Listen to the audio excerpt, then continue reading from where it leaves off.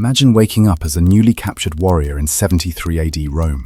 The last thing you remember is defending your Thracian village against Roman legions. Now, iron shackles bite into your wrists as you're herded toward a fate worse than death, becoming a gladiator in the eternal city's blood games.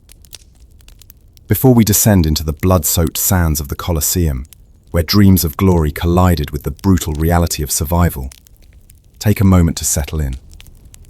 If these tales of Rome's forgotten warriors help you drift into peaceful slumber, consider hitting that like button and subscribing for more journeys through history's shadows. Please share in the comments where you're listening from tonight. It's remarkable how we're united across continents and time zones, drawn together by these ancient echoes. Whether you're in bustling Tokyo or quiet countryside, we're all here, ready to walk in the sandals of those who face death for entertainment. You wake to the stench of unwashed bodies and human waste. The slave ship's hold rocks violently, and you realize you've been unconscious for days. Your mouth tastes of copper, dried blood from when the Roman soldiers clubbed you during capture. Around you, dozens of other prisoners moan in various languages. Some are warriors like you, others simple farmers who resisted tax collectors. The man chained next to you whispers in broken Latin that you're bound for Rome's slave markets. Your stomach clenches not from seasickness, but from knowing what awaits. The Romans need gladiators for their games, and strong captives fetch the highest prices. You try to remember your wife's face, your children's laughter, but the throbbing in your skull makes everything blur. A Roman guard descends the wooden ladder, his torch casting dancing shadows. He kicks a dead prisoner, grunts, and signals for the body to be thrown overboard. You count 17 empty shackles, 17 souls who chose death over slavery. Part of you envies them. The guard's eyes meet yours, and he smirks, saying something in Latin you don't understand. But his gesture toward the upper deck is clear. You'll arrive tomorrow. Your village elder once told stories of Roman arenas, of men forced to kill for sport. You thought them exaggerations. Now, feeling the ship slow as it approaches Ostia's port, you understand those tales were probably softened for young ears. The reality waiting for you will be far worse.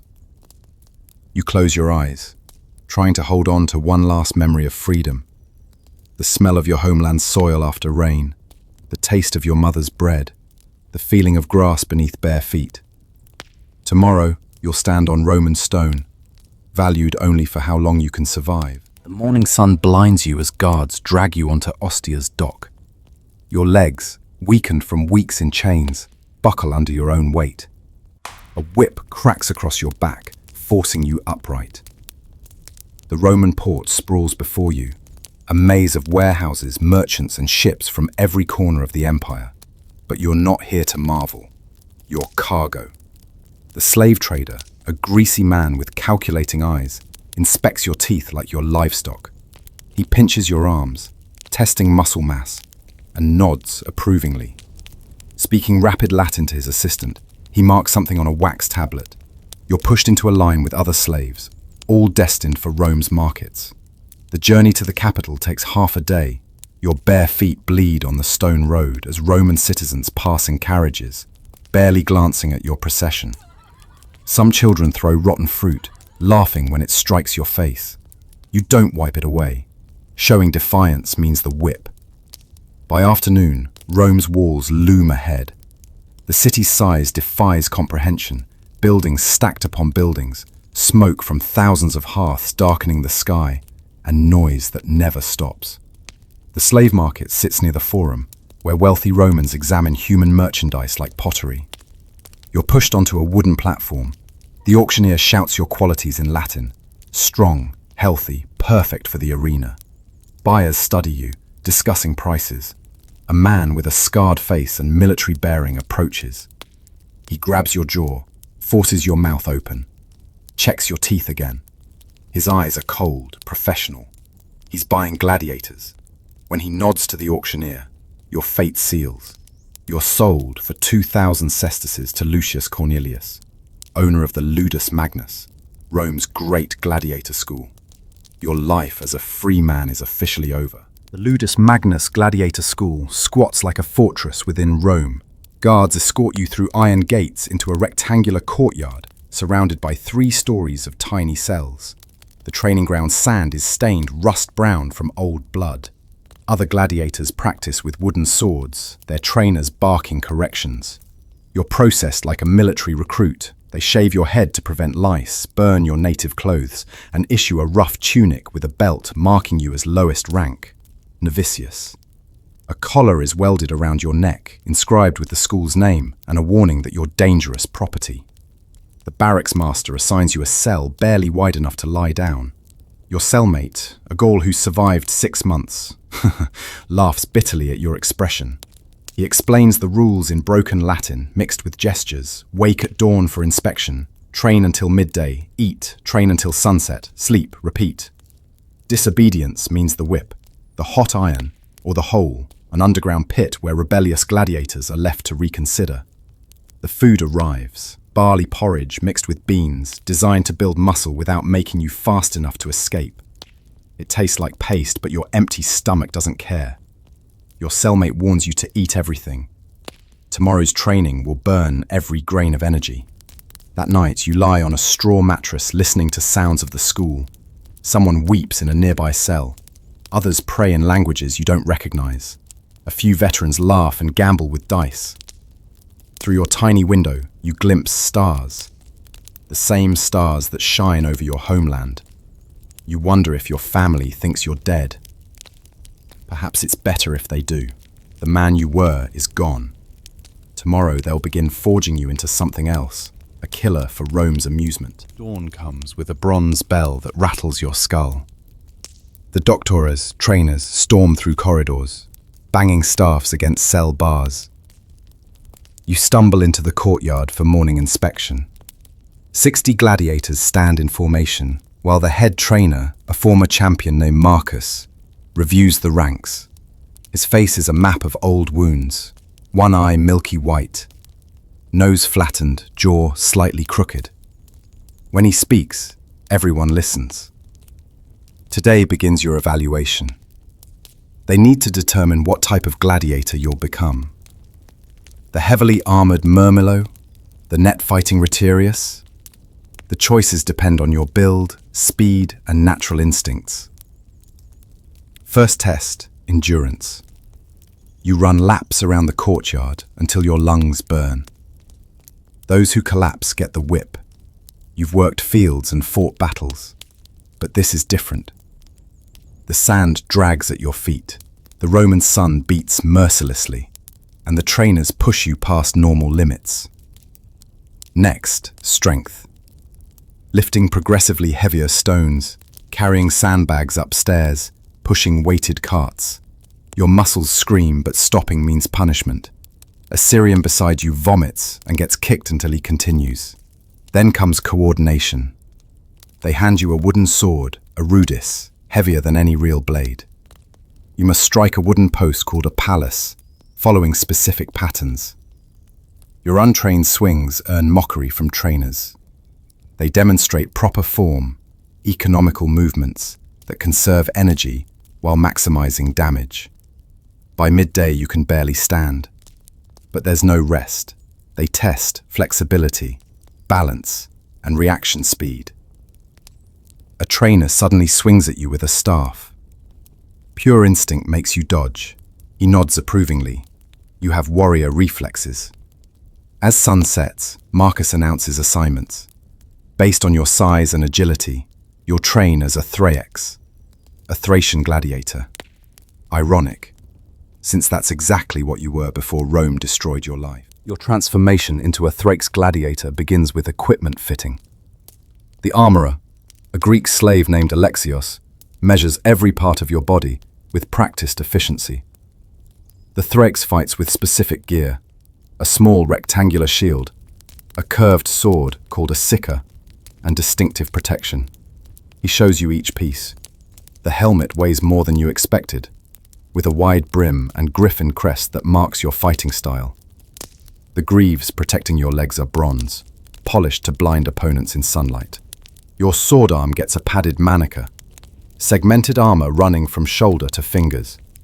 But your chest remains bare, vulnerable. Alexios explains this isn't oversight, it's design. Crowds want to see blood, see fear, see mortality.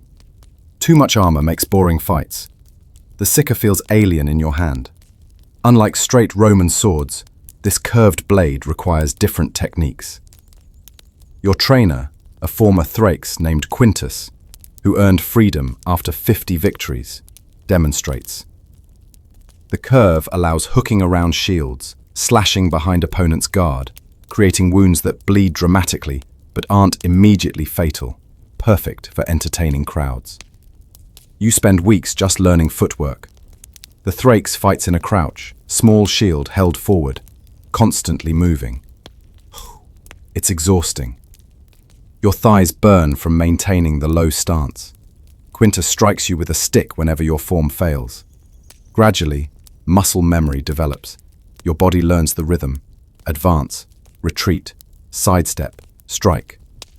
The movements become meditation, a dance of potential violence. You practice against other novices with wooden weapons. Every mistake earns bruises. One German recruit swings too hard, cracking your ribs. The medical slave sets them with dirty linen. There's no time for proper healing. You train through pain.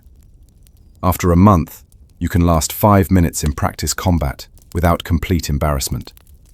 Quintus says you might survive your first real fight. Maybe. The medical treatment at the Ludus is crude but practical. Gladiators are investments worth maintaining until they die entertaining. The physician, an Egyptian named Kenti, tends your wounds with the detachment of someone treating livestock. Your cracked ribs are wrapped tighter. He forces you to drink a foul mixture of wine and herbs that supposedly speeds healing. The real medicine, he says, is the barley diet. Gladiators eat better than most Roman poor, not from kindness, but economics. Dead slaves don't sell tickets. Your meals now include occasional meat, eggs, and beans mixed into the endless barley. The diet builds a layer of fat over muscle, providing some protection against shallow cuts. You notice your body changing. Months of constant training add bulk to your frame. The soft merchant's son training beside you develops shoulders like an ox. Even your hands transform, calloused so thick that gripping the seeker no longer tears skin. But the mental changes disturb you more. You begin thinking like a gladiator. Watching other fighters, you automatically catalogue weaknesses. That Retiarius favours his left side. The Momillo drops his shield when tired, information that might keep you alive. Sleep brings nightmares now. Not of home. Those memories fade despite your efforts. Instead, you dream of sand and blood, of crowds screaming your death, of bronze swords piercing your chest. You wake gasping, and your Gaul cellmate doesn't even stir. He has the same dreams. The veteran gladiators share stories during evening meals. Most are lies, but some ring true. They speak of the moment when crowd decides your fate, thumbs up or down, of friends forced to kill each other for entertainment, of the rare glory of survival, earning wooden rudis sword that means freedom. But for every freed gladiator, hundreds die. The mathematics are simple and cruel. Rome demands blood, and you're the currency. Religion becomes your unexpected comfort. The Ludus has a small shrine where gladiators pray before fights. Every culture's gods are represented: Roman Mars, Egyptian Anubis, Germanic Tyr. You add a small wooden carving of your Thracian horse god, made from a splinter of practice sword. The chaplain, surprisingly, is a former gladiator himself, a Nubian named Darius, who survived 30 fights before injury ended his career. Missing his left arm from elbow down, he tends the shrine and offers counsel. He doesn't promise survival or freedom. Instead, he speaks of dying with honor, of making death mean something. You find yourself visiting the shrine at dawn, before training. Other gladiators kneel beside you. The Syrian who vomited during first training prays to Baal. The German clutches a small bronze hammer, representing Thor. Despite different tongues and gods, you share the same desperate hope. The religious ceremonies before games are elaborate. Priests examine sacrificed animal entrails, declaring whether gods favor bloodshed. It's theater, but gladiators cling to any sign of divine preference. A liver with good color might mean you'll survive. A malformed heart suggests death awaits. Superstitions multiply like infection. Never eat meat on Tuesday. Touch iron before entering arena. Spit 3 times if a black cat crosses your path. Rational thought surrenders to desperate belief in anything offering control over fate. Your own ritual develops. Each morning, you touch the wooden horse god and recite names of your family. Not prayers for survival. You've abandoned that hope. Instead, you pray they've forgotten you, moved on, found happiness without the husband and father Rome stole. The thought of them mourning forever hurts worse than any whip. Darius notices your devotion and nods approvingly. Faith, he says, isn't about which god you choose. It's about having something beyond the sand to hold on to when everything else is stripped away. Your first death comes during training. Not yours, though it easily could have been. A young Celt named Brennus takes a practice sword through the eye when his partner strikes too hard. The wooden tip penetrates deep into his brain. He drops instantly, convulsing in the sand, while blood pools around his head. The trainers don't stop practice. Quintus simply orders the body dragged away and sand thrown over the blood. Training continues. You're paired against the German who killed him, accidentally, but the guilt writes itself across his face. Now you understand another lesson. In the arena, hesitation from conscience means death. The German's strikes lack conviction. You exploit this, landing blow after blow until trainers separate you. That night, the German hangs himself with his belt. 2 deaths in one day, and the Ludus barely notices. Fresh slaves arrive weekly to replace losses. You're all expendable, renewable resources for Rome's appetite.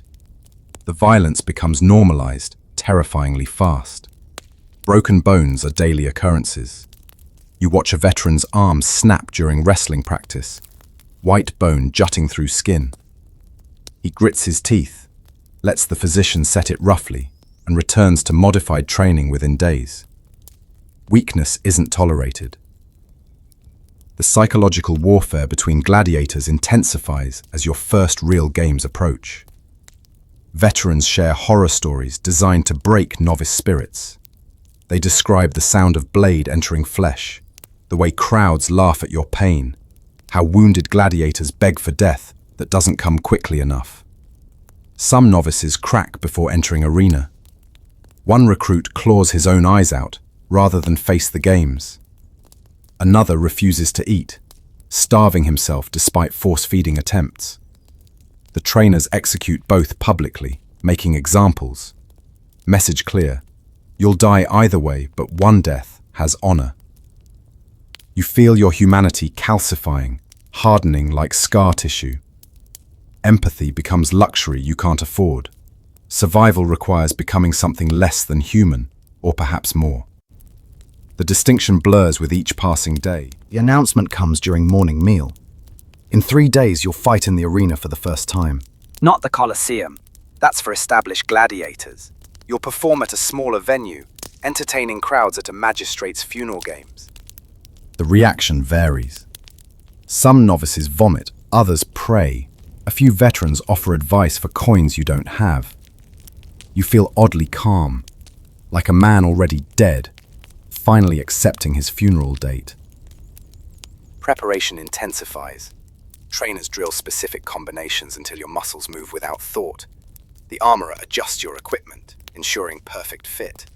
Too loose means death, too tight means death. Everything means death eventually, but proper gear might delay it. They teach you to play to crowds. Gladiators aren't just fighters, you're actors in a death theatre. Show pain dramatically, raise your sword after good strikes. If wounded, display the blood. The audience pays for spectacle, not just killing. A boring victor might be executed anyway if crowds demand entertainment value. The physician provides special preparations. A salve rubbed on skin that makes you glisten, highlighting muscles. Oils for your hair, even under helmet, appearance matters. They bind your testicles with leather strips to prevent rupture from groin strikes. Every detail calculated for maximum visual impact and marginal survival chance. Your last training fight is against Marcus himself. The old champion moves like flowing water despite his age and injuries. He defeats you in seconds, but offers rare praise. You have instincts, he says. Whether that's enough remains to be seen. The night before, sleep impossible. Your cellmate who fought last month shares his experience. The noise hits first, thousands screaming for blood. Then the smell, perfume, wine, and anticipation. Finally, the sand, hotter than the training ground, already stained from earlier matches. You'll know you're truly alive, he says, in the moment before you might die. Morning of your first games arrives with ceremony. Priests sacrifice a bull at dawn, reading omens in its death throes. The sacred blood is mixed with wine. Each gladiator drinks this cocktail of divinity and mortality. It tastes of iron and fear. You're loaded onto carts like cargo, driven through Rome's streets while citizens gather to watch. Some throw flowers, others spit. Children run alongside, mimicking sword fights. Thoughtful. You recognize the cruel cycle, today's spectators raising tomorrow's crowds, perpetuating this culture of death as entertainment. The venue is smaller than expected, but still holds 2,000 Romans. The wooden seats rise in tiers, with wealthy citizens in cushioned boxes near the sand. You're herded into underground chambers, the Hypogeum, where gladiators wait their turn. The sounds above filter down, musicians warming up, vendors selling food, crowds placing bets on your survival. Your name isn't even used.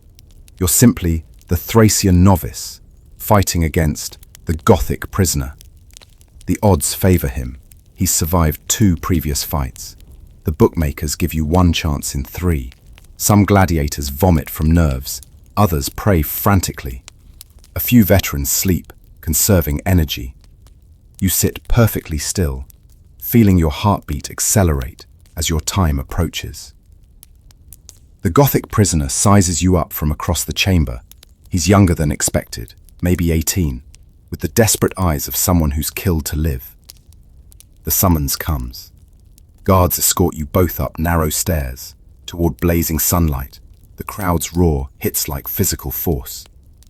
The sand burns through your sandals. The editor, the game's sponsor, makes grand speeches about honor and courage, but you barely hear over blood pounding in your ears. The Gothic boy, because that's what he is really, just a terrified boy like you once were, raises his sword. The crowd screams for blood. The fight for your life begins, now. Time slows as combat begins. The Gothic boy circles left, testing distance with probing strikes. His technique is raw but effective, a style born from desperate survival rather than formal training. You maintain your Thracian crouch, small shield forward, waiting for an opening. The crowd's screaming fades to white noise. The first real exchange explodes without warning. He lunges, you parry. Your sicker hooks around his shield. First blood, a shallow cut across his ribs. The crowd erupts. He stumbles back, touching the wound with disbelief. In training, you'd stop here. In the arena, this is just beginning. He attacks with renewed fury, abandoning technique for rage. His blade catches your shoulder, splitting skin to muscle. Hot blood runs down your arm. The pain is distant, irrelevant. Adrenaline transforms you into something purely reactive. Minutes feel like hours. You're both bleeding now, circling like wounded animals. The sand beneath your feet is churned red mud. Every movement broadcasts exhaustion, but stopping means death. The crowd loves it. Two novices giving everything for their amusement. The decisive moment comes from his mistake. Overextending on a thrust, he leaves his neck exposed. Your curved blade finds the gap between helmet and shoulder. Not a killing blow, you pull back instinctively, but enough. He drops to his knees, sword falling from nerveless fingers. The crowd goes silent, waiting. This is the moment you trained for but never truly understood. The editor stands in his box, watching crowd reaction. They're shouting now, some for death, others for mercy. You stand over a boy who just wants to live, same as you. The cosmic cruelty of it breaks something inside you. The editor's thumb turns sideways. Mercy, but barely. Guards rush in, dragging the Gothic boy to the medical station. You've won. You've survived. You feel nothing but emptiness. The crowd cheers your name, or rather, what they've decided to call you. Thrarex the Merciful! Someone shouts. Others take it up. You're branded now, expected to show mercy in future fights.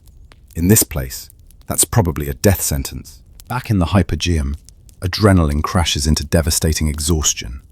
Your shoulder throbs with each heartbeat. The physician stitches it roughly with horsehair. No wine for pain. That's reserved for valuable veterans. You bite leather to keep from screaming. Other gladiators treat you differently now. You're no longer Novicius. You're a survivor. The Germanic fighters nod respect. The Syrians share their wine.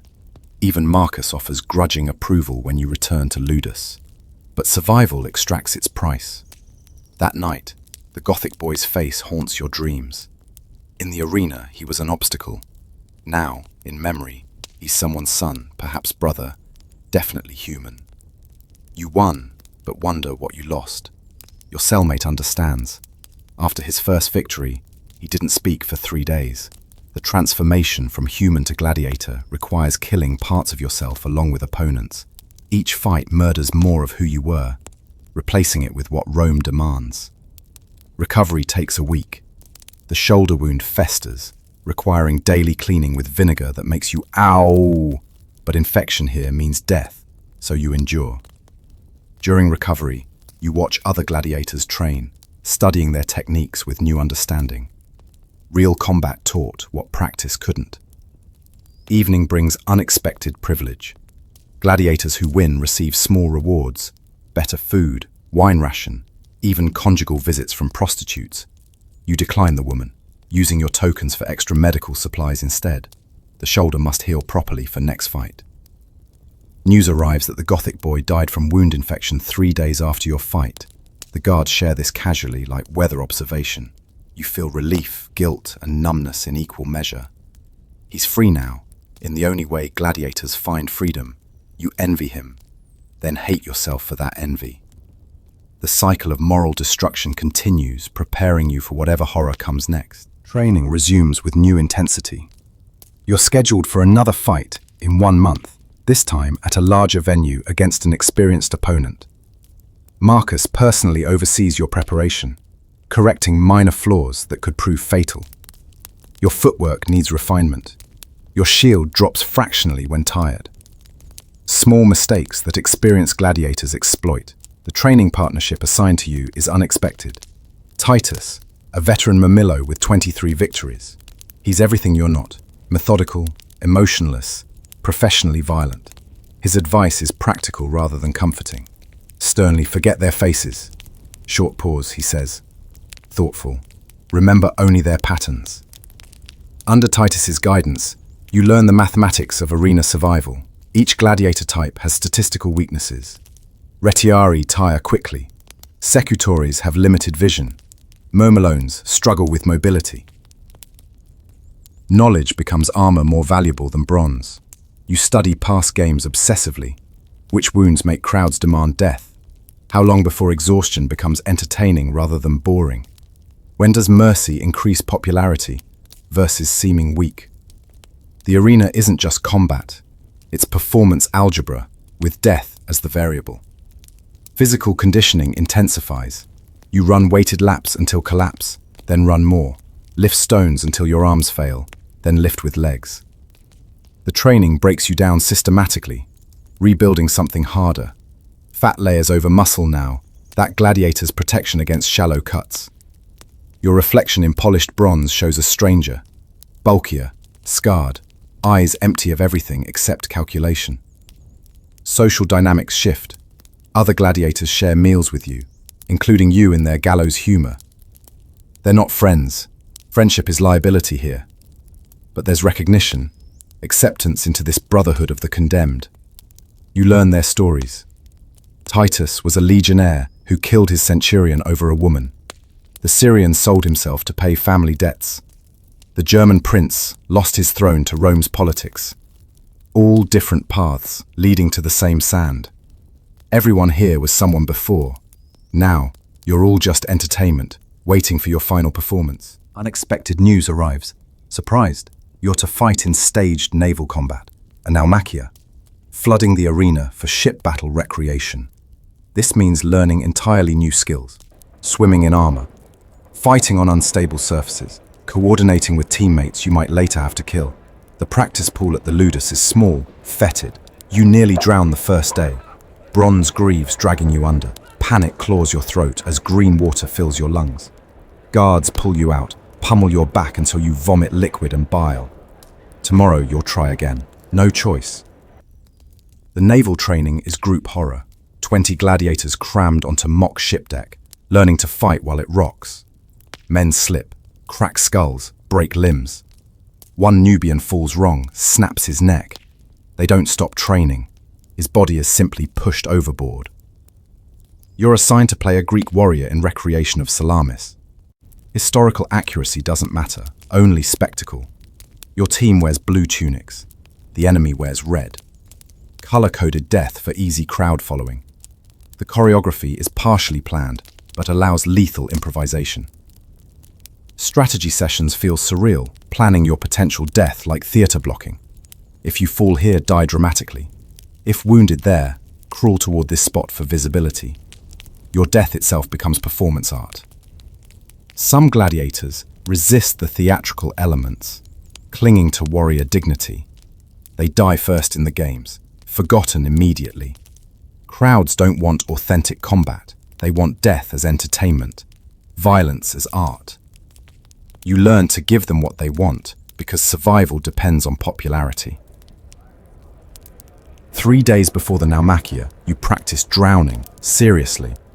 They hold you underwater, teaching you to control panic, conserve oxygen, find calm in suffocation, because in the flooded arena, you might go under.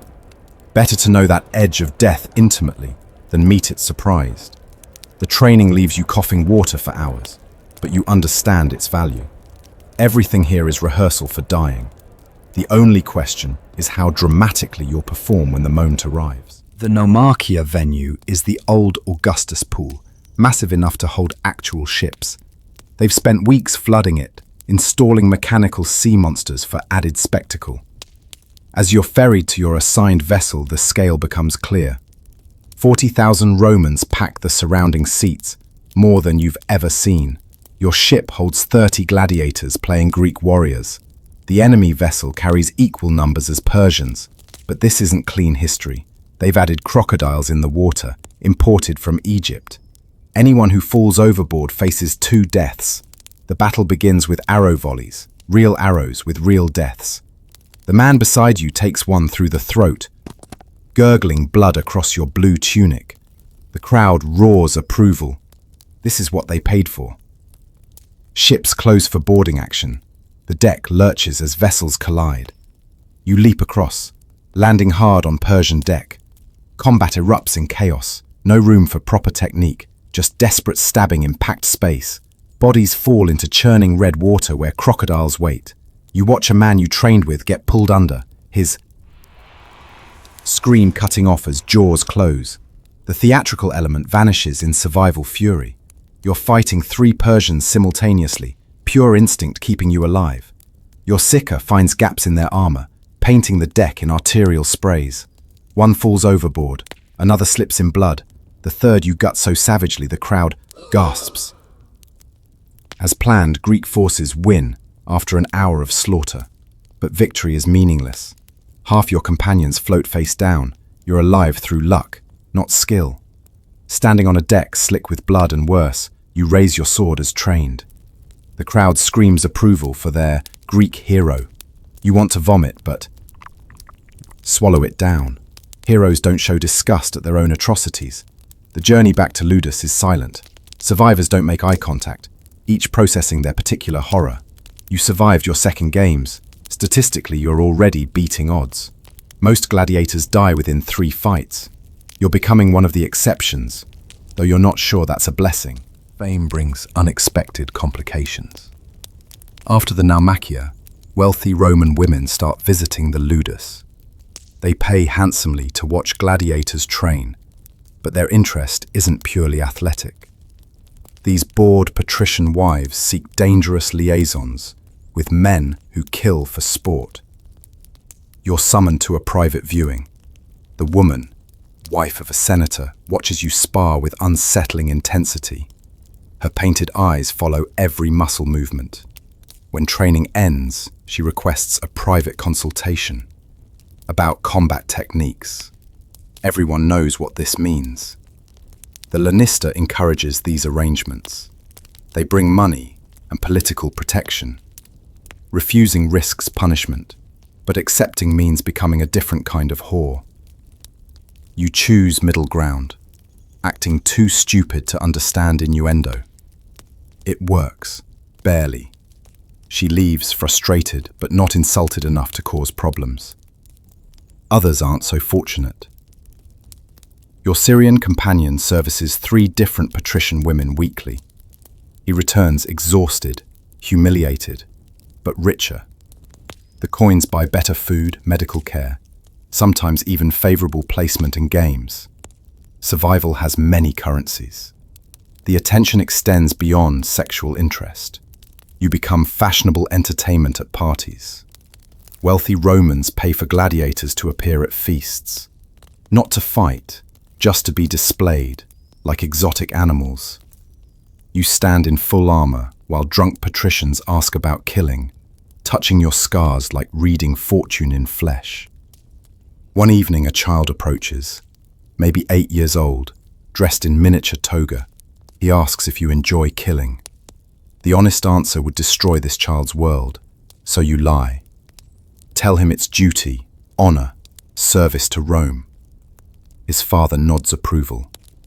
You've played your role perfectly. Back at Ludus, you scrub yourself raw, trying to wash off their touches, their fascination with your degradation. The Syrian laughs bitterly. Bitterly. This is the paradox. Romans worship gladiators as heroes, while treating you as subhuman. You're simultaneously exalted and reviled, desired and disgusted. The contradiction slowly drives men insane. Your 3rd scheduled fight arrives with minimal fanfare. Another funeral game, another dead aristocrat needing blood entertainment for their journey to the underworld. You're matched against a provocateur, a challenger gladiator with medium armor and straight sword. His name is Lucius, a Roman citizen who volunteered for the arena to pay debts. Volunteers disgust you more than slaves. You had no choice. He sold his freedom for coins. The morning ritual proceeds mechanically. Blood wine, cart ride, underground chambers. But something's different. You feel nothing. No fear, no anger. Just professional emptiness. You've become what they wanted. A killing machine with human face. Lucius is skilled, trained at a rival school. The match is even, which means better entertainment. You trade blows for 15 minutes, both landing cuts that bleed dramatically but aren't fatal. The crowd loves it. You're performing death's dance perfectly. Then Lucius makes an error. drops his guard after a failed thrust. Your muscle memory reacts before consciousness. The seeker curves around his shield, opens his femoral artery. Blood fountains across sand. He has maybe 30 seconds. Lucius falls to his knees, eyes wide with surprise. He knows he's dead, but hasn't accepted it. Rule. Tries to speak, but only blood comes out. You stand over him, waiting for the editor's decision, though it's meaningless now. The artery ensures that. The crowd cheers for death they've already received. Lucius reaches toward you, maybe for help, maybe for comfort. You step back. Emotional distance is survival. He dies looking confused, like he can't understand how his financial decisions led to bleeding out for entertainment. You feel nothing. That's the real victory, not surviving, but becoming empty enough that death, yours or theirs, becomes merely professional transaction. The crowd chants your name. Merciful Thrax, they call you, though you showed no mercy. Lucius died from your precision, not your compassion. But crowds create their own narratives. You're whatever story they need. The Ludus receives unexpected visitors, German war prisoners fresh from frontier battles. Among them, impossibly, is someone from your past, Brennan, a trader who sometimes visited your Thracian village. He recognizes you immediately, though you're transformed beyond easy identification. His eyes widen with shock, then pity. That night, through bribes and careful negotiation, you arrange to speak. Brennan brings news from beyond Rome's borders. Your village was destroyed completely, burned after continued resistance. But some escaped, fled deeper into unconquered territories. He doesn't know if your family survived. The not knowing is worse than certainty would be. Hope is cruelty in this place. Brennan tells of growing resistance against Rome, tribes uniting against expansion. For a moment you imagine escape, joining the fight. Then reality returns, the collar, the walls, the certainty of crucifixion for fleeing gladiators. You're Rome's property until death. He's assigned to train as a Dimmacarus, dual sword fighter. You watch him process the same shock you experienced months ago, the transformation from free man to entertainment. Within days, his eyes begin dying like yours did. Before his first fight, Brennan approaches with a proposition. If matched against each other, one could kill quickly, mercifully. Spare the other prolonged agony. You agree, though you both know it's meaningless. The arena rarely allows clean deaths. 3 weeks later, Brennan dies in his first match. Not against you, but a veteran secutor who toys with him for crowd amusement. You watch from the hypogeum as your last connection to home bleeds out slowly, begging for death that comes too late. That night, you stop touching your wooden horse god. Stop reciting family names. Those prayers belong to someone who no longer exists. You're not Thracian anymore, not human. You're Gladiator. Nothing more, nothing less, nothing else. The transformation is complete. Months blur together in repetitive violence. You fight every 3 weeks now, frequent enough to stay sharp, spaced enough to heal. Your 7th victory, 8th, 9th. Each opponent's face immediately forgotten. They're not people anymore, just technical problems to solve with your sicker. The Ludus promotes you to Primus Palus, first sword, elite gladiator. Better cell, better food, choice of opponents sometimes. Newer gladiators look at you with the same fear you once showed veterans. You've become what terrified you. Your training duties now include preparing novices, teaching them the same lessons beaten into you. You strike them with sticks when form fails, ignore their tears, push them past breaking, creating more gladiators for Rome's appetite. One boy, barely 16, reminds you of yourself. Desperate, strong, still believing escape possible. You beat that hope out of him methodically. It's kindness, really. Hope kills slower than any blade. The nightmares stop. Worse. Dreams stop entirely. You sleep like the dead you've created, wake without memory of rest. Even your body's rebellion against this life surrenders. You're perfectly adapted to horror now. A development changes everything. You're selected for the Colosseum. Not just any games, but the Emperor's personal celebration. 50,000 will watch. The best gladiators from every school. Survival odds plummet with the competition level. Most gladiators see this as honor. You see it as mathematics. The Colosseum kills even veterans efficiently. Your 20 victories mean nothing there. You'll face fighters with 50, 60 wins. Men who've forgotten more about killing than you've learned. Preparation intensifies beyond anything previous. Diet restricted to pure performance fuel, training from dawn past dusk. Every possible scenario drilled until perfection.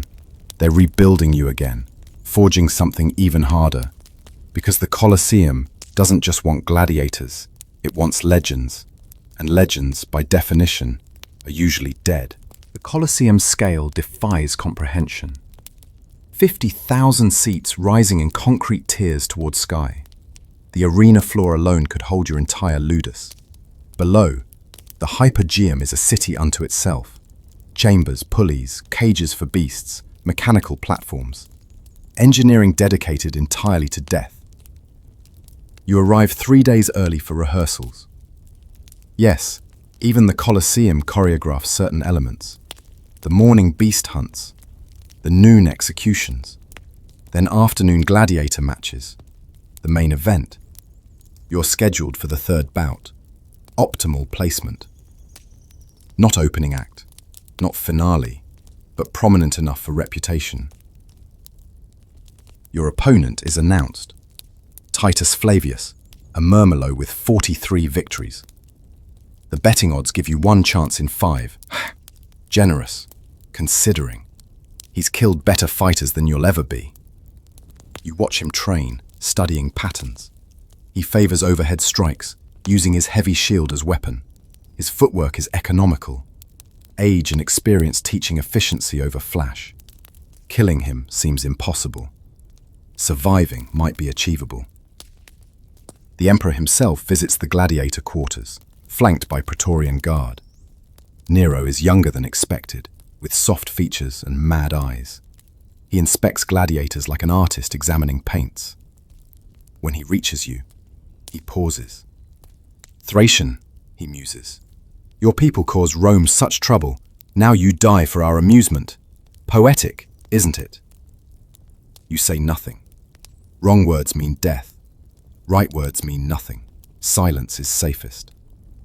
He moves on, disappointed by your lack of response. The night before, unexpected comfort arrives. Prostitutes provided for all gladiators. Tradition before Colosseum fights. The woman assigned to you is kind, professional. She doesn't pretend desire, but offers genuine tenderness. You haven't been touched gently in so long that it breaks something inside you. Afterward, she holds you while you weep, not from fear, but from remembering you were once capable of gentleness too. Before Rome, before the sand, before becoming this thing that kills so efficiently. Tomorrow, 50,000 will watch you fight, most hoping to see you die. The odds are probably right. The Colosseum's morning starts with elaborate ceremony. Priests perform sacrifices while the emperor takes his seat in the imperial box. The parade of gladiators circles the arena. You march, with 60 others, armor polished, weapons raised. We, who are about to die, salute you. The traditional greeting. Half of you won't see sunset. Beast hunts fill the morning. You watch from below, as criminals face lions, bears, imported tigers. Most die quickly. Some provide unexpected entertainment by lasting longer. The crowd laughs at their terror. By noon, the sand needs replacing. Too saturated with blood. Noon brings executions. Deserters, Christians, thieves, killed creatively for variety. Crucifixions, burning. One man tied between 2 bent trees that tear him apart when released. The crowd eats lunch during this, passing wine and discussing the deaths like weather. Then it's time. Gladiator matches begin. You watch the first bout from the gate. Two veterans who've clearly fought before, their movements showing familiar antagonism. It ends when one slips in blood, takes a sword through the chest. Quick, professional. The crowd wants more drama. Second match provides it. A Retiarius against twin Dimacheri. Unusual pairing.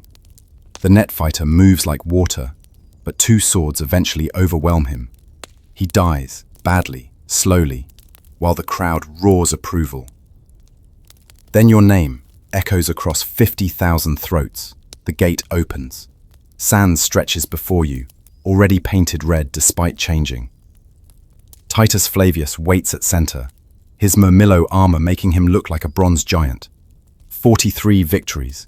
You have 20. The mathematics of death heavily favor him. You walk forward, each step potentially your last. The crowd noise becomes ocean roar. Somewhere in the Imperial box, Nero watches with those mad eyes. You raise your seeker in salute. Titus raises his gladius. No words between you. What would be the point? You're both dead men. The only question is which corpse will walk away. Time to answer that question. Titus attacks immediately. No circling, no testing. His experience shows absolute confidence. The gladius crashes against your small shield with enough force to numb your arm. You give ground, letting him push you back, while studying his rhythm. Every few strikes, he shifts weight to his right leg, a tell. Tiny, but perhaps enough. The crowd grows restless at your retreat. They want clash, not tactical withdrawal. But Titus understands. His eyes narrow with respect. You're not just surviving, you're thinking. Patience isn't cowardice in the arena. The opening comes in the 4th minute. He overcommits to a shield bash, expecting you to dodge left. Instead, you drop and roll right, your seeker slashing across his calf. Not deep, but first blood is yours. The crowd explodes. Titus limps slightly now, his footwork compromised, but wounded veterans are most dangerous. He adapts instantly, turning limitation into advantage. Using his shield as pivot point, conserving movement. You exchange strikes that would kill lesser fighters. Your shield splinters, his helmet dents, both bleeding from multiple wounds, painting abstract death art in sand, neither gaining decisive advantage.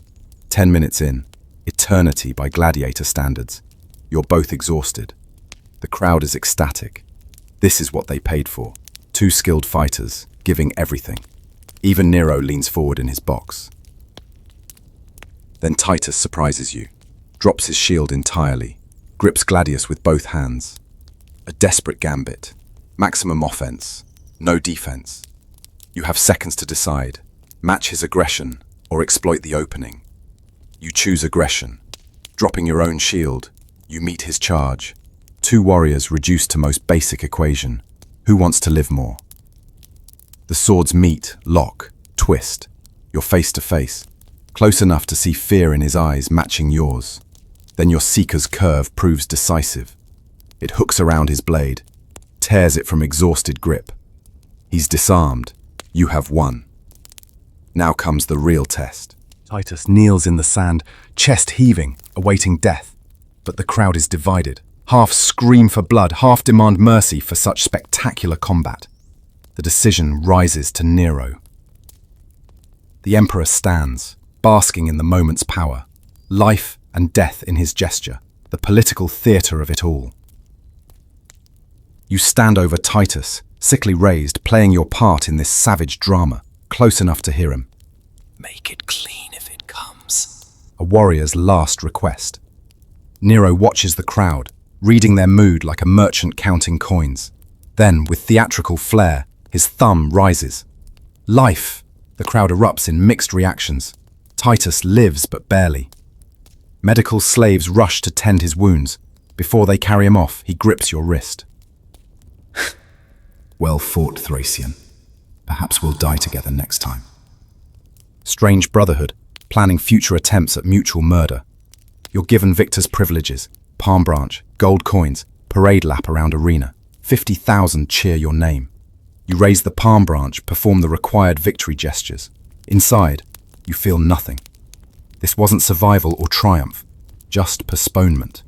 Tomorrow, you'll train for the next fight. The celebration continues with more matches. You watch from the victor's box, a rare honor.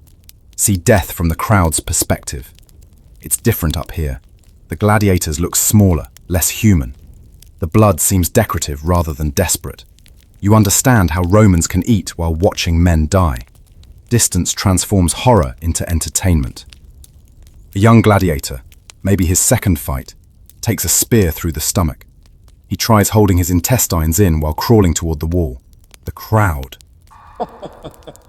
You remember that terror, that desperate hope that reaching the wall might mean salvation. It doesn't. Nothing does. He dies, fingernails scraping stone. Tonight, you'll return to the Ludus with increased reputation. Other gladiators will fear you more. You defeated Titus Flavius. You're becoming legendary. In this world, that just means a more elaborate, eventual death. Your victory over Titus Flavius changes everything. Wealthy patrons bid for your appearance at private games. The Lanista sells your services like renting prize stallion. One senator pays fortune for you to fight at his daughter's wedding. Yes, wedding. Nothing says marital bliss like blood sport. The private arena is obscenely lavish. Golden sand imported from Egypt. Perfumed water sprayed between matches. Your opponent is another celebrity gladiator, Marcus Augustus, a scissors specialist with blade attached to arm stump.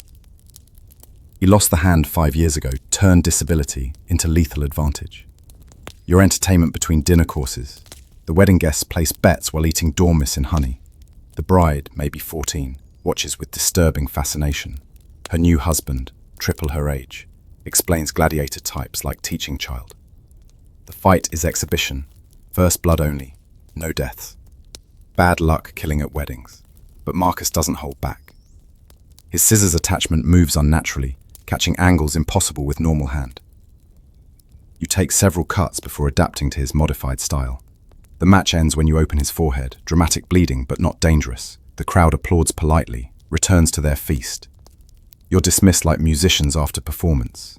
Back at Ludus, you discover darker news. 3 gladiators committed suicide during your absence. The pressure of constant death finally broke them. One opened his veins with pottery shard.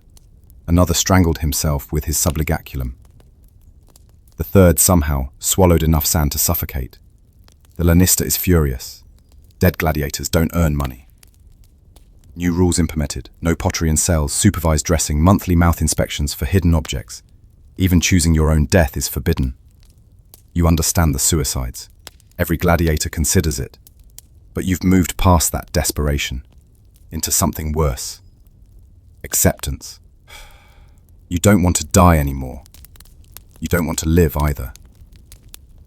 You simply continue, empty vessel performing violence for Rome's pleasure, until the mathematics finally turn against you. Winter brings unexpected respite. The Ludus closes for 2 months. No games during Rome's harshest season. Crowds don't enjoy shivering while watching death. But training continues, harder than ever. Ice cracks under bare feet during morning runs. Your breath fogs in underground cells. Several gladiators die from lung fever. Coughing blood seems merciful compared to arena death. You've survived 34 fights now. Statistics say you should be dead 10 times over. Other gladiators whisper you're blessed by Mars, or cursed to never find peace. You don't correct them. Let them create mythology around your emptiness. A new arrival disrupts routine. A woman gladiator. Rare, but not unprecedented. She's Britannic, captured during northern raids. Red hair like fire, eyes green as deep forest. Built like she could break men with her hands. The trainers don't know what to do with her. She's assigned to train as gladiatrix, fighting other women or dwarves for novelty value. But she refuses to be novelty. During sparring, she defeats 3 male novices consecutively, demands real training, real fights. The Lanista agrees. Controversy sells tickets. You're assigned to train her. Not from kindness, but practicality. You've survived long enough to teach survival. She speaks broken Latin, but her name sounds like Boudica. Close enough. You call her that. She fights with desperate fury you remember from your early days. Still believes victory means something beyond postponed death. Training her reminds you of training yourself. Breaking down hope, rebuilding as weapon. But she's different. Doesn't break, doesn't rebuild. Just sharpens what's already there. Like blade against whetstone, she gets deadlier without losing essential self. One evening she asks why you continue. Thoughtful. Why not just die quickly? Escape this. You have no answer. Momentum? Habit? Some primitive biological imperative. Even Rome can't kill. Chuckles. She nods like this makes sense. Warriors understand continuing without reason.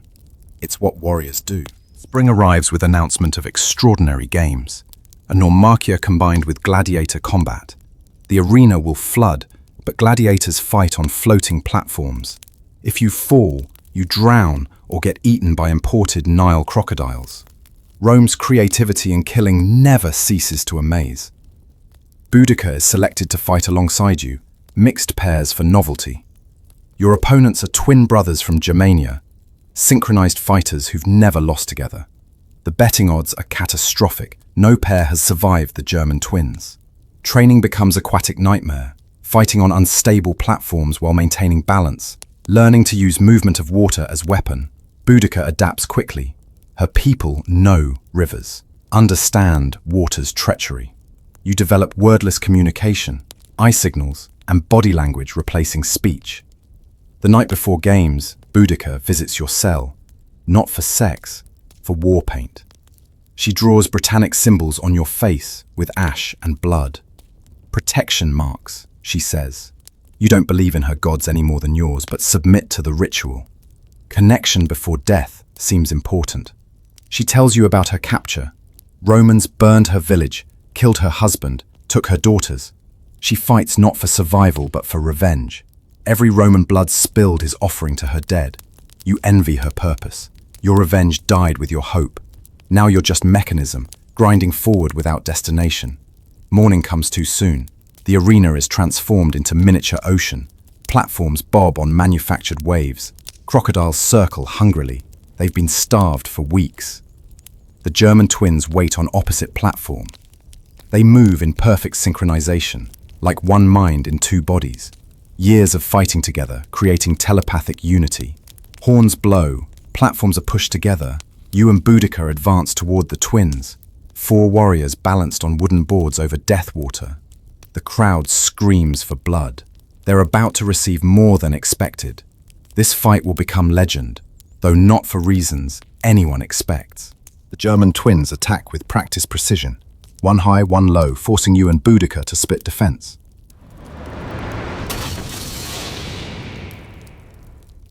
The platform tilts dangerously. Water splashes across wood, making footing treacherous. One twin hooks your shield with his sword, yanking you toward platform edge. Below, crocodiles gather, sensing opportunity. Boudica saves you, her spear thrust forcing the twin to release his hold. But saving you costs her. The other twin's blade opens her thigh. Blood flows into water, driving crocodiles into frenzy. The platform rocks violently as reptiles bump against it. You're fighting 2 battles now, the twins and the unstable surface. Years of training never prepared you for combat while seasick. One twin slips on Boudica's blood. Tiny mistake, but enough. Your sicker finds his kidney, punches through mail.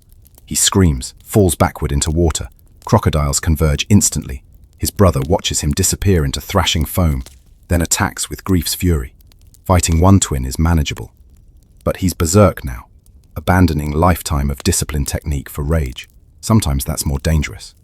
Wild swings force you backward. Boudica, bleeding heavily, tries to help but collapses. The platform tilts further. You're about to fall, when Boudica does something unexpected. She rolls deliberately into the water on the opposite side.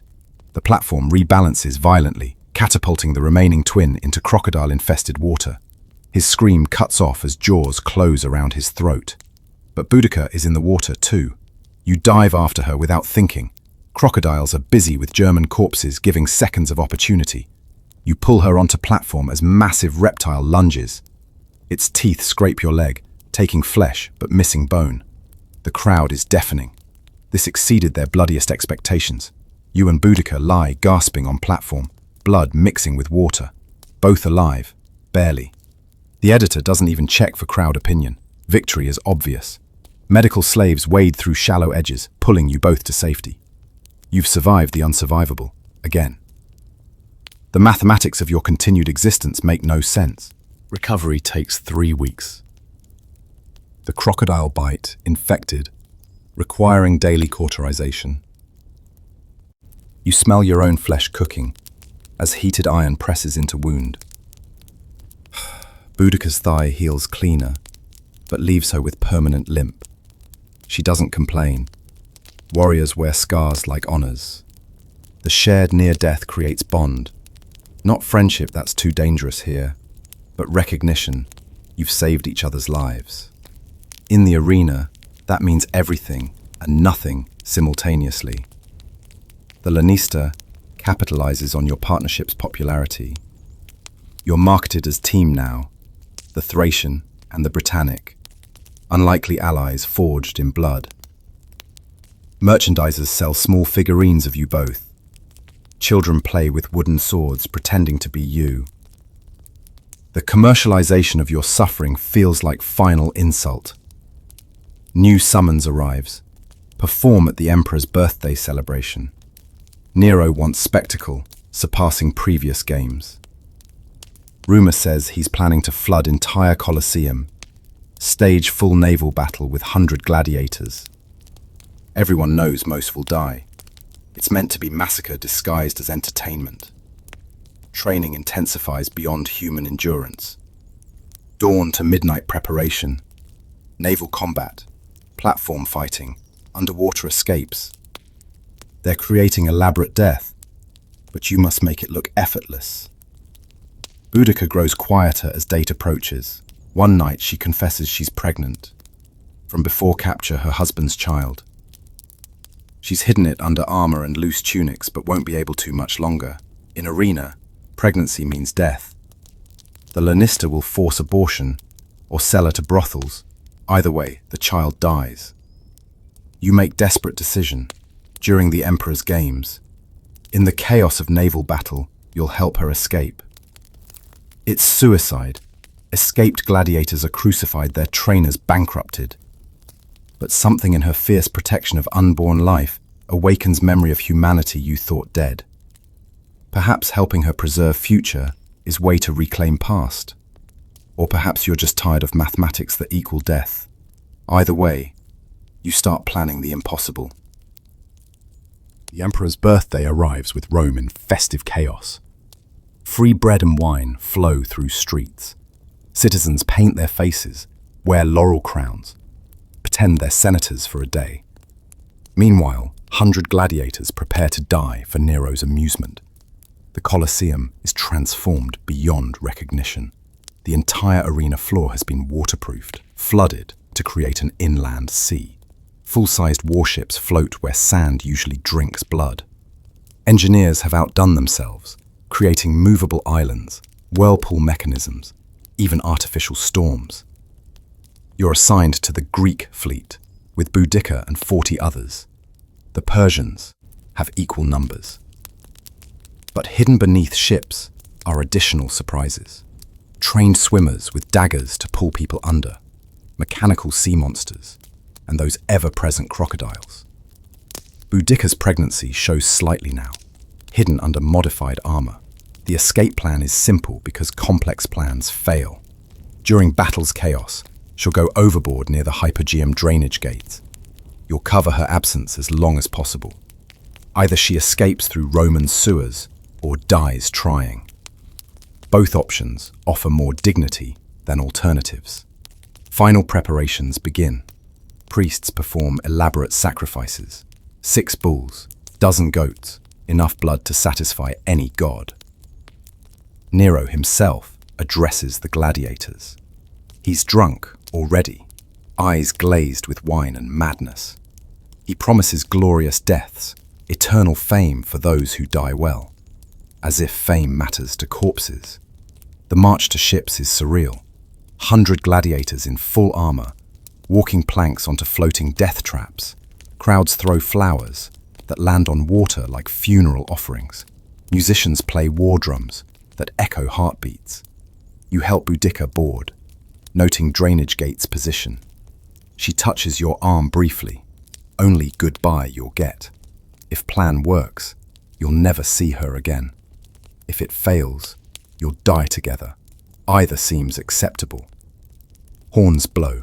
The naval battle begins. Time to create enough chaos for one pregnant gladiator to disappear. The mathematics of escape are impossible. But then, so were your survival odds 34 fights ago. Naval battle erupts in orchestrated chaos.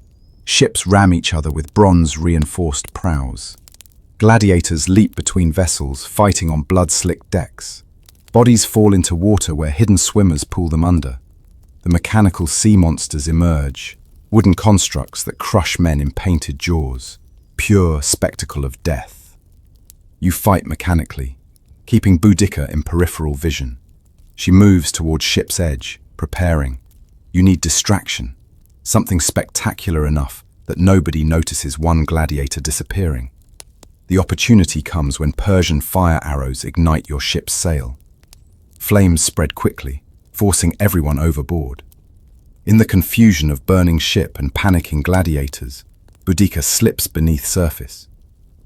You count to 10, then surface, screaming her name, playing the concerned partner whose teammate has drowned. Other gladiators are too busy surviving to investigate. You swim to nearest floating debris, continue fighting, but part of your attention tracks the drainage gates. No alarms, no pursuit. She might have made it. The battle continues for 2 hours. Ships sink, men drown, the mechanical monsters claim victims. By end, only 20 gladiators remain from 100. You're among them, somehow. Always among the survivors, as if cursed to witness endless death.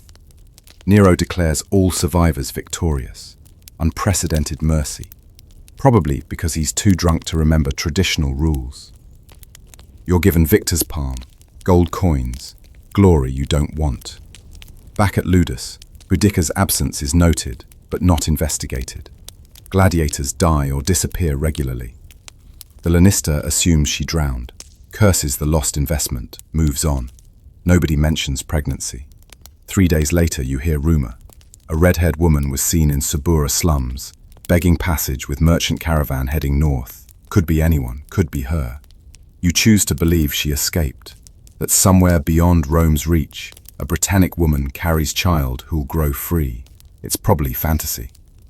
But in place built on death, fantasy of life seems like rebellion. You never speak her name again. Life without Boudica returns to mechanical routine. Wake, train, fight, survive, repeat. But something has changed. Helping her escape planted seed of possibility if she could leave. Perhaps freedom exists even for you. Dangerous thought. Hope kills gladiators faster than swords. Your reputation grows with each survival. 40 victories now. Children know your name. Poets write verses about the merciful Thracian who grants dignified deaths. You've become myth, which is just another kind of prison. New gladiators arrive monthly. You train them, perpetuating the cycle. One Syrian boy reminds you painfully of yourself. Intelligent, desperate, still believing strength means something here. You teach him, it doesn't. Only luck and emptiness keep you alive.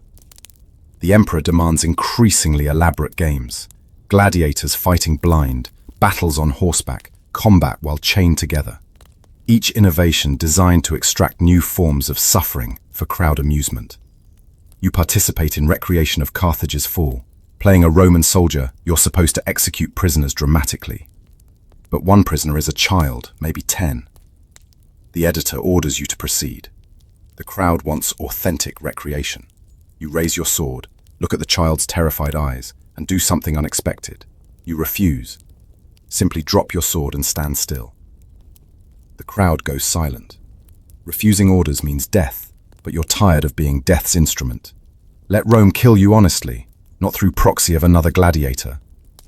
The silence stretches. Then, impossibly, someone claps. Then, another. The crowd takes it as performance. The merciful gladiator showing Roman virtue by sparing innocent. They cheer your act of conscience. The editor, reading crowd's mood, pardons both you and child. You're praised for theatre you didn't intend. The child is released to slavery instead of death. Small victory, but victory nonetheless. That night you realize something. Your reputation as merciful gladiator gives you power. Not much, but some. Crowds love your narrative. You can push boundaries slightly, save occasional lives.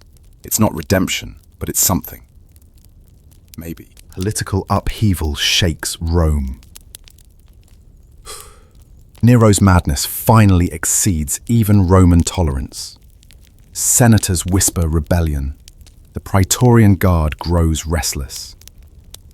In this chaos, gladiator games become even more important. Distraction from imperial instability. You're summoned for private audience with the lanista. Unusual. He offers wine. More unusual. Then proposition that explains everything. A senator wants Nero assassinated. Gladiators would be perfect tools, skilled killers with access during games. In exchange, freedom, citizenship, enough gold to disappear forever. You almost laugh. Trading one master for another. Kill emperor, serve senator until he needs you dead too. You decline politely. The lanista isn't surprised, says others already accepted. The conspiracy grows. Within days, you identify the conspirators among gladiators. They whisper in corners, practice specific moves that make no sense for arena combat. They're rehearsing assassination. You want no part, but geography of violence makes neutrality impossible. The plot is scheduled during next games. Nero will descend to arena floor for special presentation. Gladiators will surround him as honor guard, then strike. Simple, probably effective, definitely suicidal. Every conspirator will die, whether successful or not. Night before the games, unexpected visitor. Titus Flavius, the veteran you defeated months ago. He's recovered, fighting again. But tonight he brings warning. The plot is known. Nero's spies discovered everything. Tomorrow's games are trap. The conspirators will be allowed to approach, then slaughtered. Anyone near them dies too. He warns you from professional respect. One warrior to another. Stay away from the presentation ceremony. Find excuse, injury, anything. The mathematics are clear. Tomorrow, many gladiators die for politics instead of entertainment. You thank Titus, spend night considering options. Warn the conspirators, let them die, try to profit from situation. In end, you choose survival through inaction. Not noble, but you abandoned nobility long ago. Tomorrow brings blood either way. At least this time, it won't be on your sword. The trap springs exactly as Titus predicted. During presentation ceremony, gladiator conspirators move toward Nero. Praetorian guards respond instantly. What follows isn't combat, it's execution. 20 gladiators cut down in seconds. The crowd, thinking it's part of show, applauds the realistic death scenes. You watch from safe distance, having claimed stomach illness. The Syrian boy you trained is among conspirators. He dies, reaching for freedom he never had chance to grasp. His blood joins countless others in sand. Just another casualty of Roman politics. Nero, entirely unperturbed, continues his speech over corpses. Praises the guards' vigilance, promises even more spectacular games. The crowd cheers their mad emperor. The dead gladiators are dragged away like failed props. Aftermath is swift, brutal. The lanista, implicated in conspiracy, is arrested. New management takes over. Military officials with no pretense of caring about gladiator welfare. You're livestock now. Not even valuable livestock, just bodies to fill arena time. Training becomes purely mechanical. No technique refinement, no strategy lessons. Just basic maintenance to keep you functional until death. The new overseer, Marcus Quintus, is sadist, who enjoys watching suffering. He institutes new policies, reduced food, increased fights, no medical care for minor wounds. The Ludus transforms from harsh training ground to death camp. Several gladiators commit suicide rather than endure. Others attempt escape, are crucified outside main gate as warning. You survive through invisibility, becoming background to your own life. Fight when ordered, train when required. Otherwise, cease existing. It's survival strategy that works until it doesn't. Marcus Quintus notices your veteran status, sees opportunity. You'll fight every week now, against increasingly impossible odds. He's betting against you, profiting from expected death. The mathematics finally turn. No gladiator survives 50 fights. You're at 45. 5 more weeks if you're lucky, probably less. The end approaches with certainty of sunrise. You feel relief. Fight 46 comes against 3 opponents simultaneously. Unusual, unfair, designed for your death. Marcus Quintus has grown impatient with your survival. The crowd loves it. David against multiple Goliaths. You face 2 Retiari and a Secutor. Net fighters to tangle you. Heavily armored one to finish you. Tactical situation is impossible. You've seen this execution method, disguised as combat. But crowd expectations demand you try. The fight is mathematics made flesh. Every move calculated for maximum survival probability. Knowing probability approaches 0, you keep the Secutor between you and net fighters, using his bulk as shield. When first net flies, you drop and roll. Let it catch the Secutor instead. Crowd laughs at the comedy. 1 Retiarius down to your psyker, through his throat. But second net catches your leg. You're trapped, Secutor closing despite tangled equipment. This is the end. Except the crowd intervenes. They're chanting something.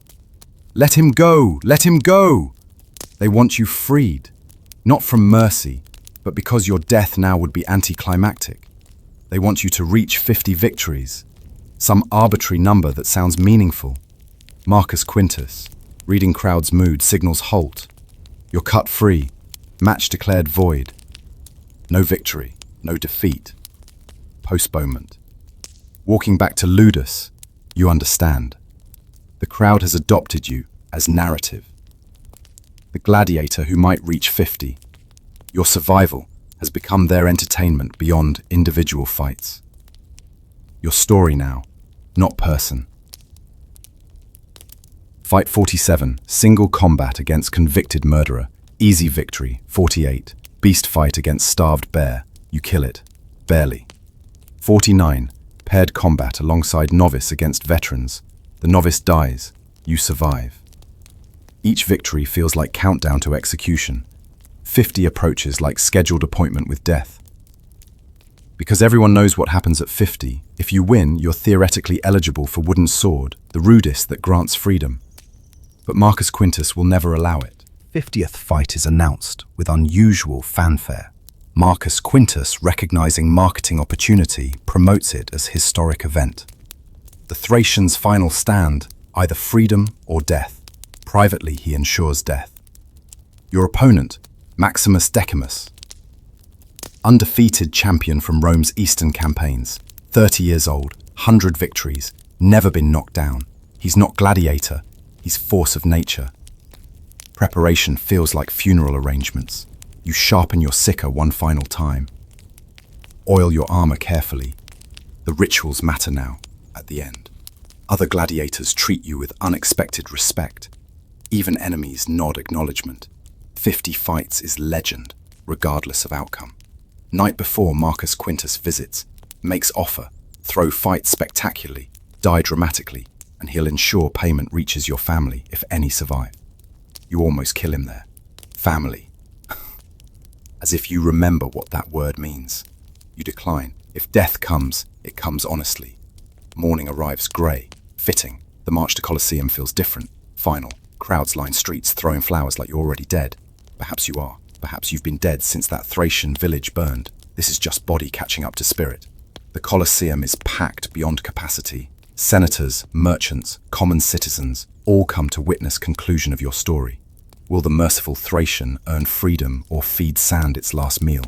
Maximus waits in arena center. He's exactly what you expected. Perfection carved in flesh and discipline.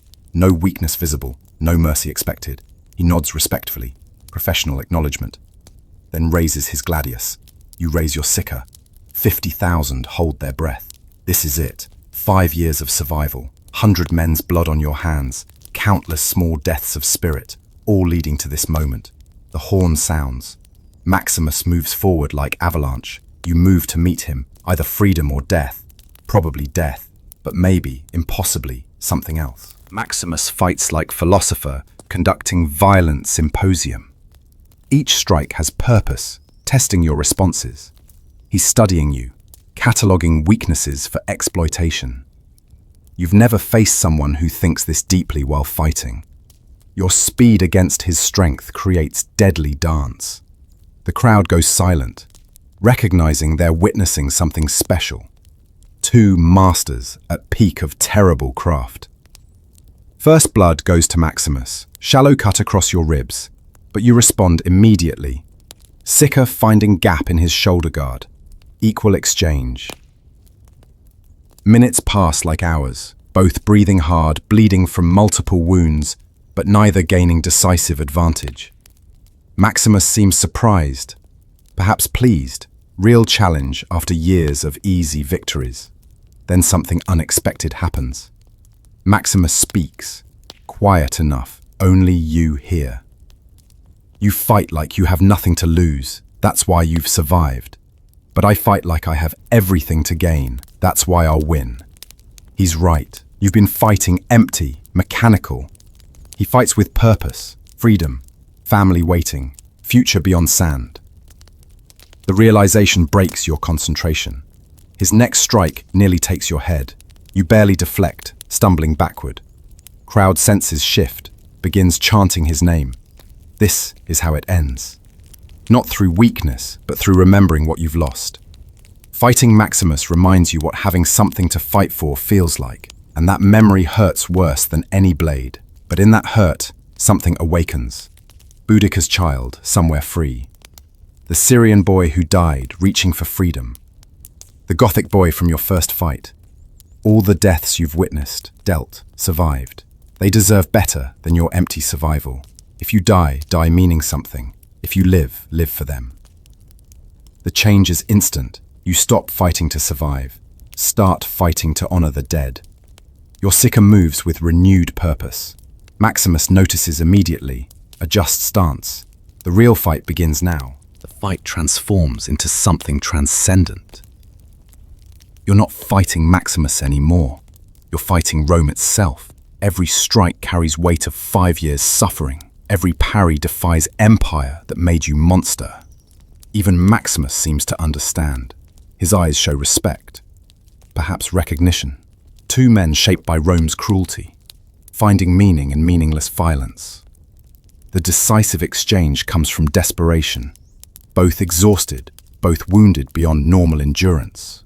Maximus commits to power strike that will split you in half if it lands. But commitment means momentary vulnerability. You drop to knees, sicker, sweeping up in arc impossible to block. The curved blade finds the one gap you've been creating all fight, where repeated strikes have loosened his chest plate. Steel enters flesh between ribs. Maximus freezes, looks down at blade in his chest, then, impossibly, smiles. "Well fought, Thracian," he says, blood frothing his lips. "Make it count." He drops his sword, kneels, waiting for killing blow. The crowd explodes. They want blood, but also mercy. The chants mix chaotically. Kill, spare, kill, spare. This is your moment. The editor stands, consulting with advisors. This fight has exceeded expectations. Killing Maximus seems wasteful, but mercy might seem weak. You make decision without waiting. Help Maximus stand. Raise his arm alongside yours. Two warriors refusing to give Rome the death it demands. The crowd goes berserk. This isn't in script. You've stolen their narrative, replaced it with your own. The editor, reading political winds, makes practical choice. Both thumbs up, both live. More importantly, wooden sword is brought forward. The rudis, freedom. After 50 fights, 5 years, countless deaths, you're being offered freedom. Marcus Quintus objects, but crowd's will is absolute. You accept the wooden sword with hands that have forgotten how to feel. You're free, technically, legally. But standing in sand where you've killed so many, you wonder if freedom is possible for someone like you've become. Freedom feels like another form of prison. You stand outside the Ludus gates with wooden sword and small purse of coins. Severance pay for 5 years of killing. No plans, no destination, no identity beyond Gladiator. Where does killer go when killing ends? You rent a room in Subura slums, cheapest district, where nobody asks questions.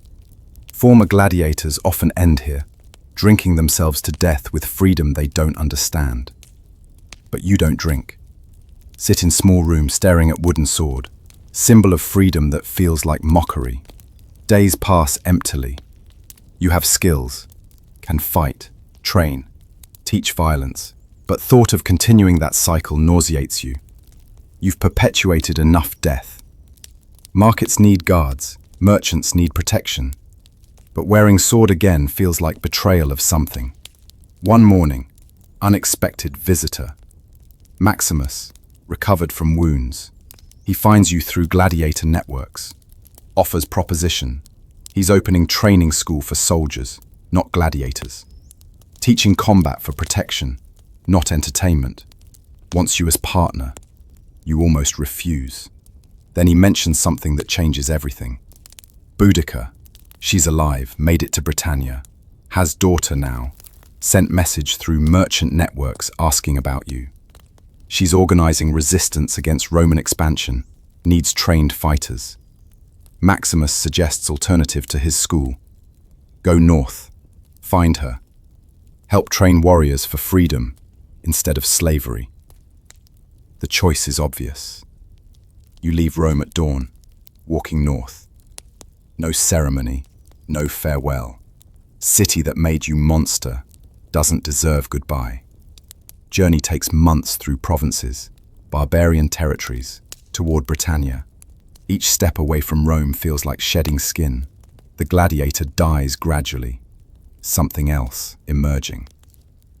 When you finally reach Boudica's settlement, she greets you with warrior's embrace. Her daughter, red-haired like mother, plays with wooden sword. You recognize cycle beginning again, but differently. These warriors will fight for their freedom, not others' entertainment. You'll teach them to survive, not to die dramatically. Life in Britannia brings unexpected peace. You help train warriors, but for defense, not spectacle. Teaching farmers to hold shields, merchants to swing swords. They fight to protect, not entertain. The difference matters more than you expected. Boudica leads with fierce intelligence. Her daughter, named Morrigan after war goddess, grows strong and free. Sometimes she asks about your scars. You tell her they're reminders of why strength matters, not for conquering, but for protecting what you love. News from Rome arrives sporadically. Nero is dead, suicide after Senate turned against him.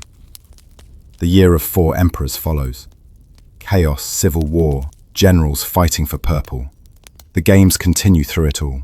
Rome always needs blood distraction. New gladiators replace the dead. The cycle continues.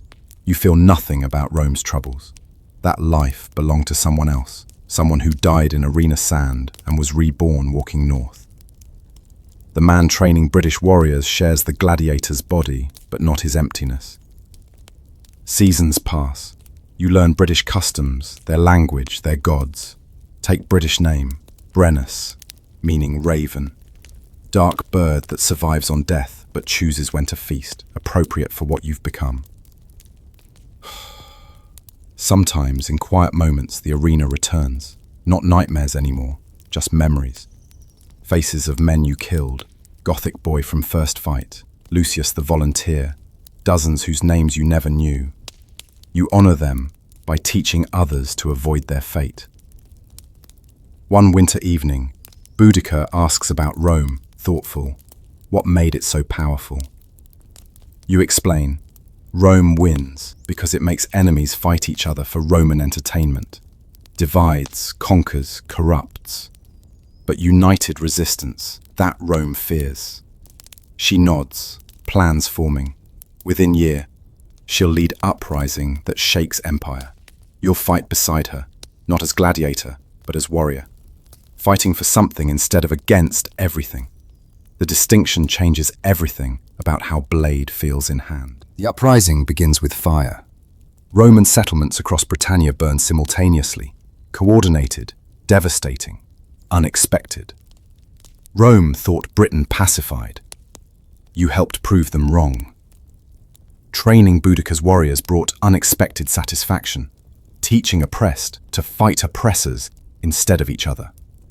Your gladiator experience, inverted, becomes weapon against Rome. The first major battle pits 10,000 Britons against Roman legion. You stand in front ranks, but this time by choice. Fighting for cause makes every sword stroke meaningful. You're not empty vessel performing violence. You're man defending adopted home.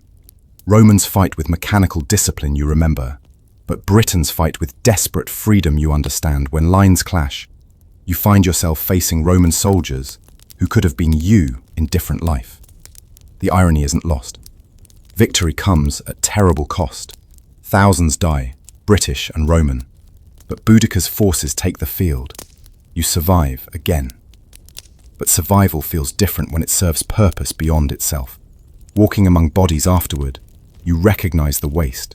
Young men dead for old men's ambitions. Same as arena, larger scale. Evening brings unexpected encounter. Among Roman prisoners is former gladiator, Quintus, the Syrian, who serviced patrician women. He recognizes you immediately, asks how you escaped, why you fight against Rome. You explain this isn't against Rome, it's for freedom. He bitterly says freedom is illusion. You're still fighting, still killing, still serving someone's agenda. Only difference is choosing whose. Maybe he's right. But choice, even if illusory, changes everything about how blood feels on your hands. You arrange his release, professional courtesy between survivors. He disappears into forest, probably to die free rather than return to Rome. You understand that choice. Next morning brings news. 3 more legions march north. The real war begins. Boudica prepares for siege. You sharpen your sword. Not seeker now, proper British blade. The gladiator is dead. The warrior remains. The siege of Camulodunum becomes legend. Roman colonial capital, symbol of occupation, surrounded by 60,000 British warriors. You help plan the assault, using knowledge of Roman tactics against them. The irony of teaching barbarians to defeat civilization you once served, forcibly, isn't lost on anyone. The city falls in 3 days. What follows shocks even you. Boudica's rage, contained for years, explodes. Romans are slaughtered without mercy. Citizens, slaves, sympathizers, all die. You try counseling restraint, but grief-mad warriors don't listen to foreign advisor, even one who's proven himself. You've seen massacre in arena, but this is different scale. Entire families eliminated. The temple becomes crematorium. You save who you can, children mostly, smuggled out during chaos, but it's drops against ocean of blood. This isn't war anymore. It's vengeance, consuming itself. Standing in burning Camulodunum, you understand something crucial.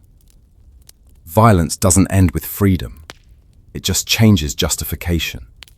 Arena had rules, sick as they were. This has none. Just rage meeting rage until everyone drowns in blood. Boudica finds you pulling Roman child from burning building. For a moment, she looks ready to kill you both. Then, recognition returns. She sees what she's becoming, perhaps what you've both always been. products of violence, perpetuating violence.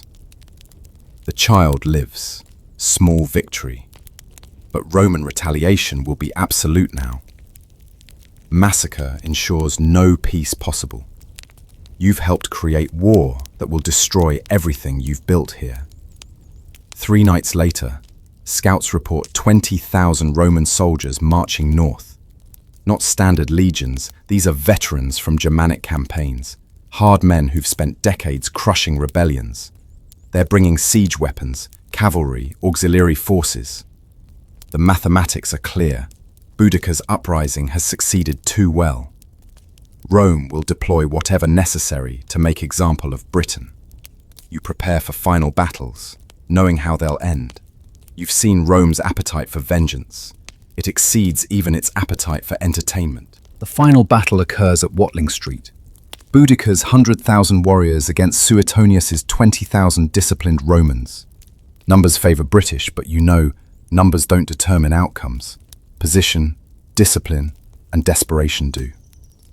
Suetonius chooses battlefield perfectly. Narrow valley that negates numerical advantage. Romans form testudo formation, shields creating mobile fortress. You've seen this before. Know its effectiveness. Try warning Boudicca, but momentum has replaced strategy. Warriors want glorious charge, not tactical withdrawal. Morning mist clears. Both armies face each other. You stand with Boudicca's royal guard, watching disaster approach with terrible clarity. The charge, when it comes, is everything you feared. Brave, fierce, futile. British warriors crash against Roman shields like waves against cliffs. Disciplined Romans rotate fresh soldiers forward, exhausted ones back. It's mechanical slaughter.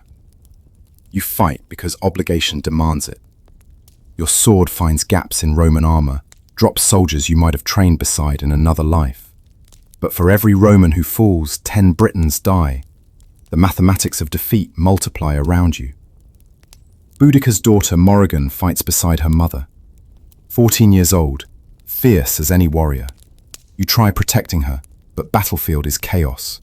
Watch her take pilum through chest. She dies looking surprised, like she never believed death could touch her. Boudicca's scream transcends human sound, becomes pure grief. She charges directly at Roman center, seeking death. You follow, not from loyalty, but because watching another person you've protected die alone seems final betrayal. The end comes quickly. Boudicca falls, multiple wounds making her unrecognizable. You stand over her body, fighting off Romans more from habit than hope. Then javelin punches through your armor, into lung. Familiar feeling. You've been wounded before, but this is different. Final, you fall beside Boudicca. Breathing becomes drowning in your own blood. Romans advance past, pursuing fleeing Britons. You're already forgotten, just another corpse in victory's foundation. Dying brings unexpected peace. Death takes its time. You lie among thousands of corpses, watching sky change colors. Pink to orange to purple. Beautiful. You never notice skies in arena. Too focused on sand. Now, dying, you have luxury of observing beauty. Roman medical teams move through battlefield, finishing wounded Britons, saving Roman soldiers. When they reach you, they pause. One recognizes gladiator scars, debates whether you deserve mercy kill or slow death. They choose to leave you. Traitor gladiator deserved neither Roman mercy nor quick end. Night falls. Scavengers arrive. Human and animal. You're too obviously alive still, so they pass. But you hear them stripping dead, arguing over boots and weapons. Someone takes Boudicca's torque. Someone else takes Morrigan's sword. The living feeding on dead, as always. Memories surface randomly. Your Thracian village before burning. Wife's laugh. Children you never saw grow. Then, arena memories. Gothic boy. Lucius. Brennus the trader. all dead because of Rome's appetite. Now you join them. Perhaps that's justice. Morning brings unexpected visitor. Maximus, the gladiator you spared. He's with Roman forces as trainer. Finds you among corpses, still breathing somehow. Offers water, though you can't swallow. Asks why you chose this ending. You try explaining. Freedom, purpose, choosing your death. Blood bubbles instead of words. He understands anyway. Warriors always understand. He stays until end. Professional courtesy between men who've survived arena. Tells you about Rome, new emperor, Vespasian, bringing stability. Games continuing, always continuing. New gladiators dying for new crowds. Nothing changed by your survival or rebellion. You want to argue, but energy is gone. Maybe he's right. Maybe violence just continues, regardless of who holds sword. Or maybe somewhere, British child remembers warrior who fought for freedom instead of entertainment. Maybe that's enough. Vision fades. Breathing stops. The gladiator who became warrior becomes nothing. Sand to sand. Blood to blood. End to ending. Sad, but death refuses you. Annoyed, consciousness returns to agony. Maximus had you carried to Roman medical tent, not from mercy, from orders. Vespasian wants rebel gladiators for special games. Your survival becomes another performance. The javelin removed, lung partially collapsed but healing. Roman physicians are efficient. They need you alive for execution. Weeks pass in fevered recovery. Chained to bed, forced to heal for more elaborate death. The irony is perfect. Survived arena. Chose warrior's death, denied even that. Must die as entertainment again. Other prisoners share the tent. British warriors, some you trained. Sad. They don't speak to you. Traitor to Rome, traitor to Britain. Belonging nowhere. The child you saved in Camula Dunum visits. She's been adopted by Roman merchant. Doesn't remember you saving her. Just knows you're prisoner who knew her rescuer. Strange circles of unrecognized connection. Long pause. Transport to Rome takes months. Ships, carts, chains. Retracing path you took to freedom, returning to captivity. The wooden rudis was confiscated. Freedom revoked. You're gladiator again, technically. Just one awaiting execution. Rome hasn't changed. Same noise, smell, endless appetite. But Colosseum has new addition. Platform specifically for executing rebel gladiators. Vespasian understands symbols. Show Rome what happens to slaves who forget their place. Your execution is scheduled for Neptune's festival. Thoughtful, fitting. God of Waters will watch you drown in your blood. But not simple death. Your fight. Wounded, weakened, against fresh gladiators. Survival impossible. Death inevitable. Suffering guaranteed. The night before, unexpected visitor. Not Maximus, he's gone, disgusted by assignment. Instead, the lanista from your original school. Marcus died in political purge. New management wants to know about training methods that produce such resilient gladiator. Huck, you laugh until lung wound reopens. Annoyed. They want to create more efficient killers. Your survival becomes template for manufacturing death. Circle completes itself. Sad. You train to kill. Killed to survive. Survive to train killers. Now die to improve killer training. Your final arena appearance draws the largest crowd in Colosseum history. 100,000 somehow cramming into 50,000 seats. They've come to see the gladiator who defied Rome die slowly. Street vendors sell miniature figures of you. The rebel gladiator warned about on every corner. Don't forget your place. This is what happens. The setup is theatrical. You're given rusted armor, dull sword, shield with holes. Comic costume for tragic ending. Your opponents, 3 young gladiators eager to make names killing famous rebel. You recognize their hunger. You once had it. The fight begins with cruel humor. You can barely lift the sword. Lung wound makes breathing agony. The young gladiators toy with you, small cuts for crowd amusement. But muscle memory runs deeper than wounds. When one gets too close, enjoying torture, your body reacts. Dull blade finds his throat's soft spot. He drops, surprised. Crowd goes silent. You're supposed to die pathetically, not take anyone with you. The remaining two attack seriously now. No more play. You fight with everything left, which isn't much. They cut you apart methodically. Leg tendons so you can't stand. Arm muscles so you can't hold sword. Artistic destruction. You end on your knees, blood pooling around you. Crowd chanting for death. The young gladiators look to Emperor's box. Vespasian stands, makes show of decision everyone knows. Thumb down, enthusiastic death sentence. One gladiator raises sword for killing blow. You look up at him, see yourself 5 years ago. Scared boy pretending to be killer. Feel sorry for him, for all of them. Trapped in same cycle.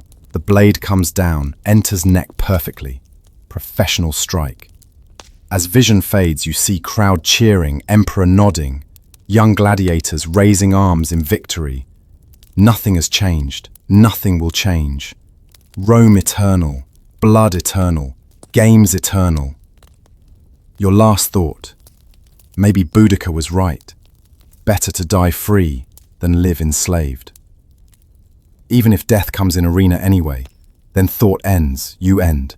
Finally, mercifully, completely. No more resurrections, no more performances, just ending.